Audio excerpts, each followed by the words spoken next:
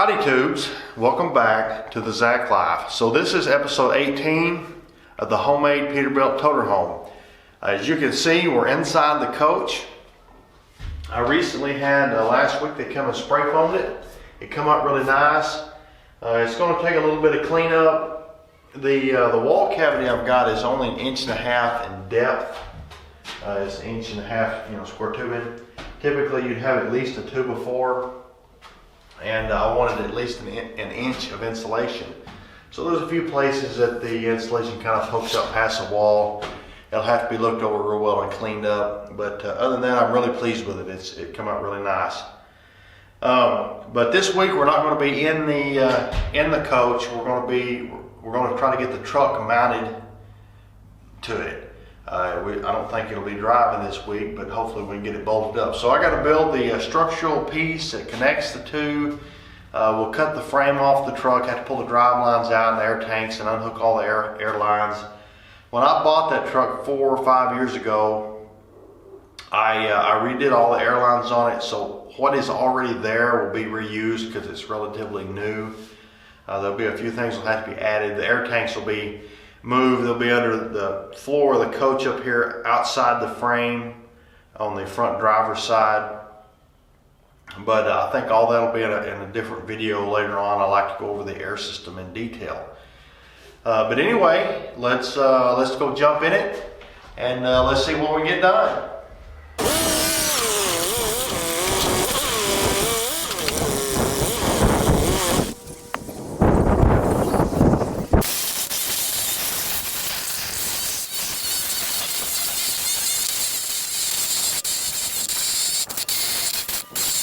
I left a little bit on the bottom. I'm going to do the same thing on the other side.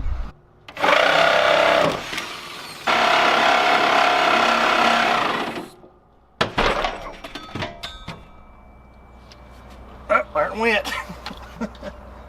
Alright, so this is going to be the transitional structural piece of the frame. It's going to bolt to the frame of the truck, and it's going to weld to the frame of the coach.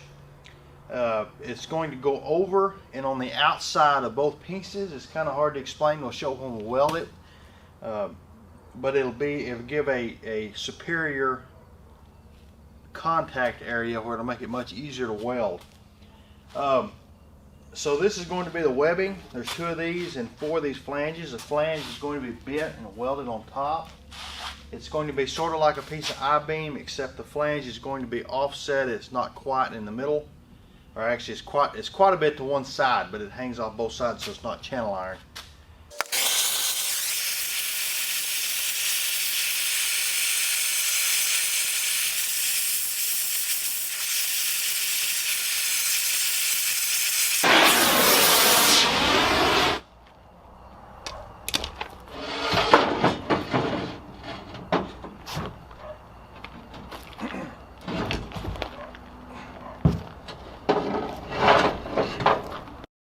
Alright, there it is. Had to tweak the end here just a little bit, but it come out pretty slick. So I've got this laid up here and tacked up. It's got a pretty good little gap here. It's not terrible. Probably just going to weld it out. Run an ESOP dual shield 45 thousandths wire, and it's cranked up pretty hot. Let's do it.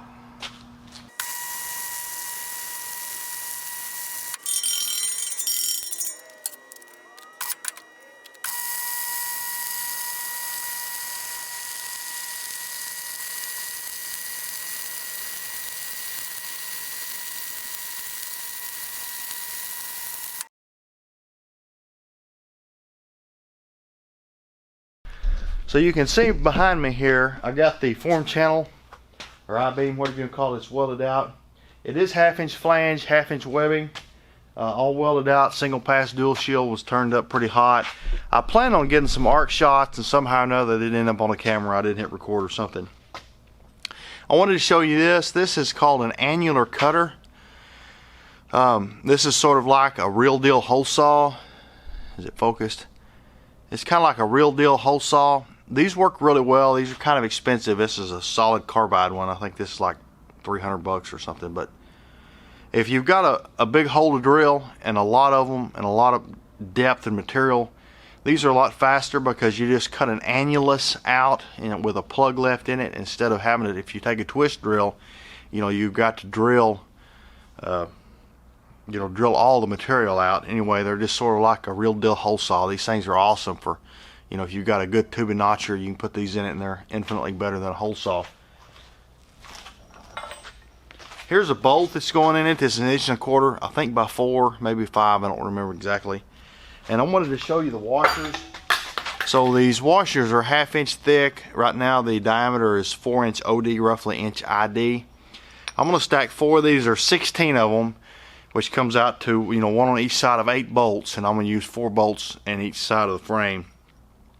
But I'm going to stack 4 of these together and run a nice little bead to hold them all together, like in 3 spots. Chuck this up in my lathe, bore the ID out to 1.25 inches where they fit nice and snug on the bolts, and then run the bolt through the middle of them, tighten it down, and chuck up on the bolt and turn the OD down, and I'll be able to knock that weld that I put on off, and then clean the OD up where they look nice and pretty. Alright, so I've got 4 of these welded together. Let's chuck them up and bore them out.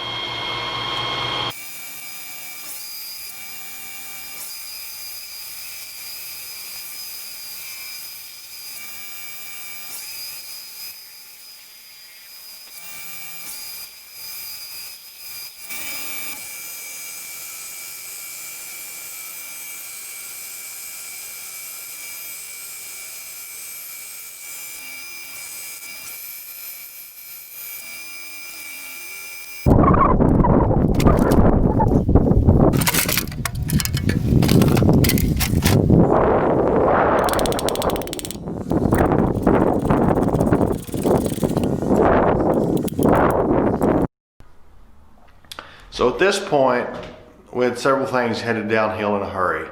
If you'll notice, there's a big old fat wide weld that runs down the length of that frame. I had at a point in the past, I think, put a tape measure on this frame and measured it as 10 inches, and it's been years ago, and I've assumed it was 10 inches through the whole designing of this coach over the last several years.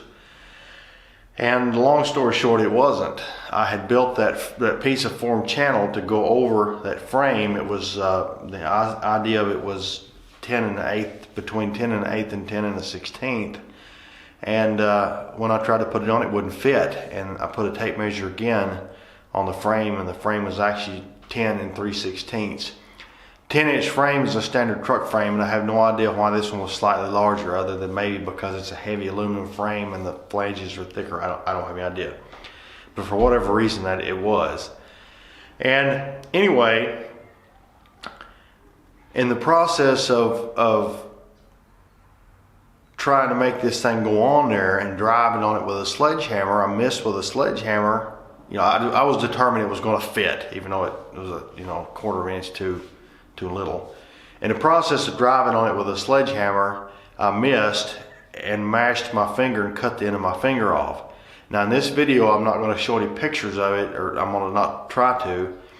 And if you want to see the finger, if you're interested in that, which I would be, you can go, there's a link down in the description. If you'll click that link, it'll take you to basically the second half of this video, but included in it, we're going to talk about my finger. There's some pictures of it. I got a few pictures and some videos.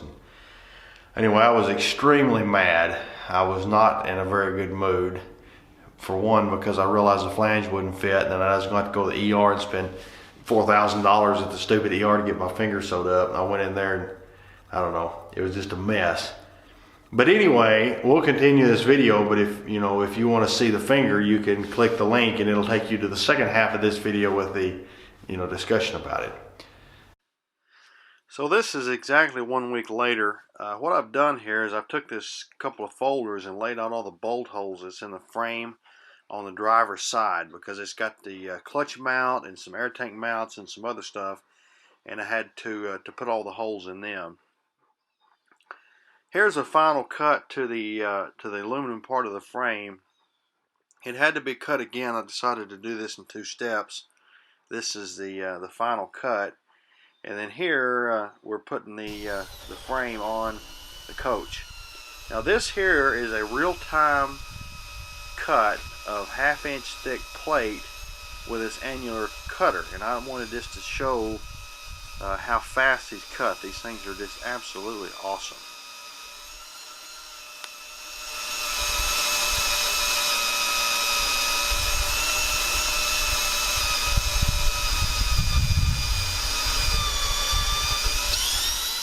So right here, I'm going to drill a smaller hole on the aluminum frame on the inside, and the reason is so that I don't have to worry about these two lining up yet.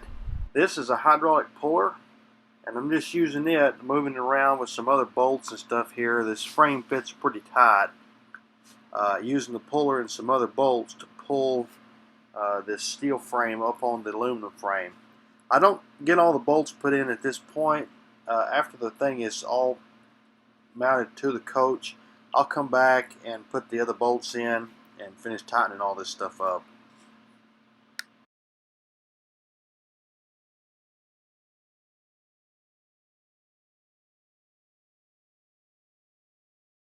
So this is a piece of 2x2 by 1/4 square tubing. It's a structural member. Its main purpose is simply to keep the frame square up until the point that it's welded to the coach frame. Just keep it all nice and square. This part here is actually the rear cab mount. The original one was aluminum, and it wouldn't work. The exhaust pipes are going to have to come up very high and between in this area between that cab mount and the actual coach, and the original cab mount wouldn't have allowed for that. Okay, so this is the actual thing that mounts the cab. The cab's only got 3 mounts. It goes right here, and I have a stack of washers that I'm going to place. It'll be a spacer. It's actually got the cab jacked up. I think that the cab is up about 1/4 of an inch or so higher than it needs to be, and so after I get the truck mounted, I can actually take a couple of these washers out and lower the back of the cab so that the lines, the graphic lines from the cab to the coach, line up perfectly.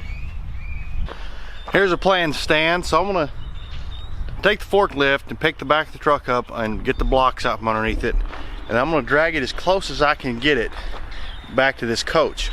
And then I'm going to take my forklift and set up right between where the truck and the coach will meet at the side, extend my forks over between the gap, and then take a chain and dangle between the two and come around the frame of this where I can pick it up and hopefully take something and push it back at the same time. I've got a little bottle jack, I don't know if you can see it, underneath the front of the trailer that'll pick it up. I've got some up and down travel, and I'm going to do the same thing on the back of the truck where I can get them level and straight.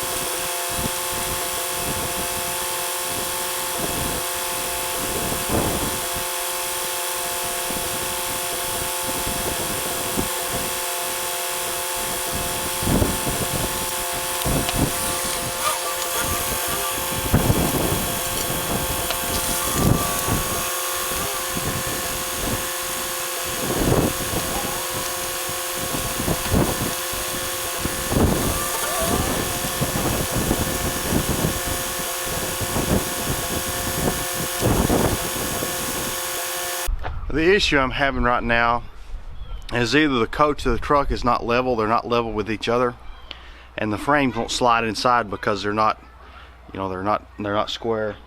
Anyway, I'm letting some air out of the tires on the far side of the coach. It's not off by much, but the frame's 12 inches and it's only got a 3/16 total gap, so it's got to be pretty close to get them slide together.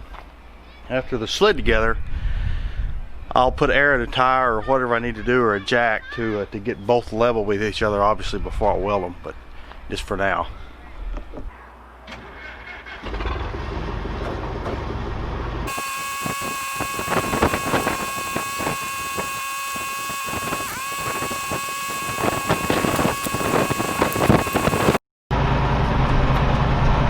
Alright, so it slid right together.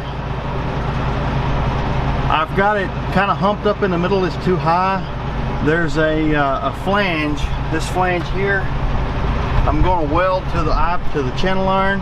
I got to get completely underneath it to do it, but I'm going to weld the bottom flange and then get off of it with a forklift, and I can let the jack down slowly and get the two completely level with each other. And then I'll weld the top flange, and that should be strong enough to hold it, and I get all the jacks out, and then I can finish welding it up later.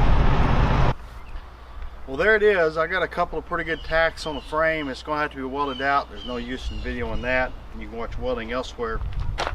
But you know, this has been such a long time coming. I'm glad I'm finally at this point. I'm going to probably do a bunch of welding this weekend, get that welded out, where I can push this thing around and get it out of the way. It may be a little while before I get back on this project. I've been trying to get to this point because my yard is such a disaster. There's junk everywhere. I'll probably get the rear axle put in it. The weather's real nice. I'll probably have to do some actual real work the next couple of months, so you probably won't see a lot of this. But we will be back. I appreciate you watching. If you don't mind, share it, like it, hit the subscribe button. If you want to see the rest of it, I'll kind of walk you around and give you a walk around of it, but we will catch you next time.